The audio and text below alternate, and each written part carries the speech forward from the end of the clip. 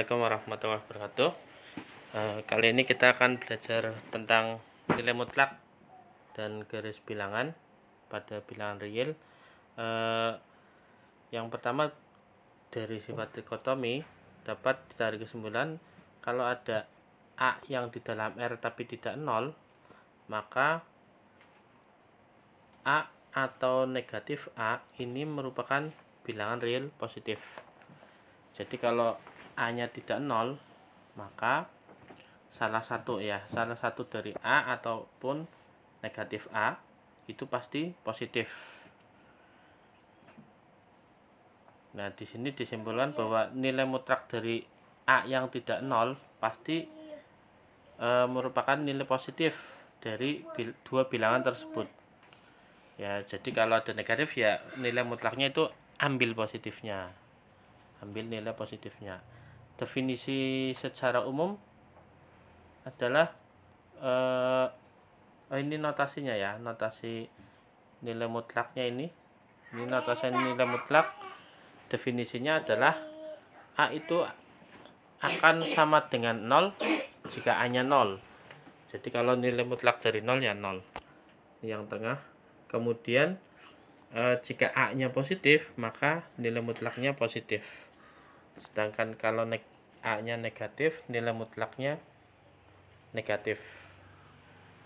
Jadi sekali lagi definisinya, suatu bilangan kalau ditarik nilai mutlaknya itu akan tetap nilainya sama dengan bilangan itu jika lebih dari atau sama dengan 0. Jadi kalau lebih dari atau sama dengan 0 itu nilainya tetap. Tapi kalau kurang dari 0, yaitu bilangan negatif, maka nilainya adalah min A. Min dari bilangan negatif tersebut. Ini kan kurang dari 0. Maka nilai mutlaknya adalah min dari min A. Min 1 ya. Min dari min 1 ya, yaitu 1. Jadi kalau ada bilangan negatif dimutlakkan ya nanti jadi positif. Ini contohnya bisa dilihat. Kemudian ada teorema, beberapa teorema. Yang pertama, kalau mutlak dari A kali B itu adalah nilai mutlak dari masing-masing bilangannya, yaitu mutlak dari A dikalikan mutlak dari B untuk semua A dalam R. Kemudian nilai mutlak kalau dikuadratkan itu sama dengan nilai kuadrat bilangan tersebut, karena nilai kuadrat bilangan tersebut dulu sudah pernah dibuktikan bahwa ini pasti positif. Berikutnya, kalau ada C lebih dari sama dengan 0, maka jika mutlak A kurang dari sama dengan C jika dan hanya jika A-nya diantara negatif C dan C. Nanti ada pembuktiannya. Demikian juga yang D. Ini nanti pembuktiannya mirip dengan yang C atau menyesuaikan. Berikutnya pembuktiannya. Yang teorema pertama, jika ada dua bilangan dikalikan kemudian ditarik nilai mutlaknya, dua bilangan dikalikan ditarik nilai mutlaknya, ini A kali B tarik mutlaknya itu akan sama dengan mutlak A kali mutlak B. Buktinya sebagai berikut. Yang pertama, kalau kita pakai trikotomi, kemungkinannya A-nya B-nya A sama dengan B sama dengan 0. Ini jelas terbukti bahwa 0 kali 0, ini A sama B-nya sama-sama 0, dimutlakkan ya sama dengan mutlak dari 0. Nanti akan sama dengan 0. Ini yang pertama. Kemudian kalau A dan B-nya sama-sama positif, ini A dan B sama positif, maka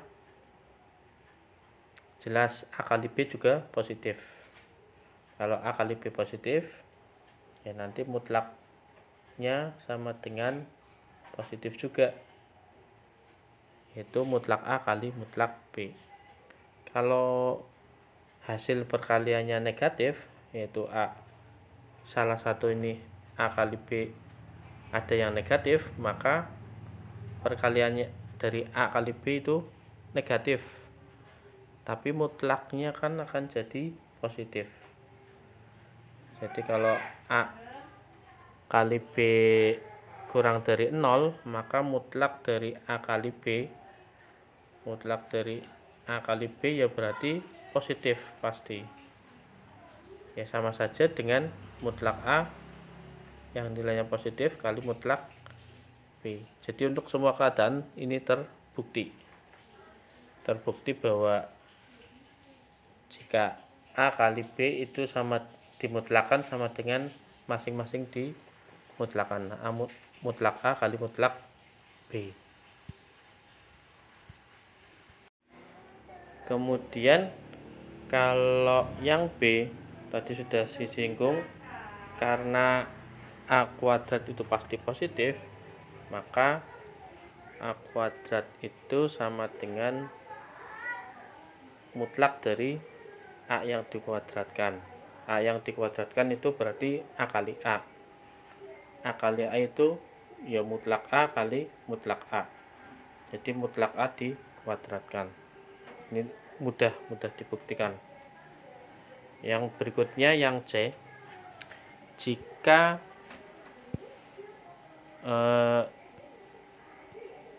jika mutlak A kurang dari C, maka A kurang dari C dan min A kurang dari min C, atau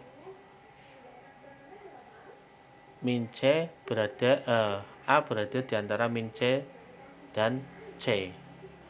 Kemudian nanti bisa dibuktikan sebaliknya, bahwa jika min C kurang dari sama dengan A kurang dari C, ini dinyatakan sebaliknya. Ini kan teoremanya jika dan hanya jika. Ini yang teorema yang C.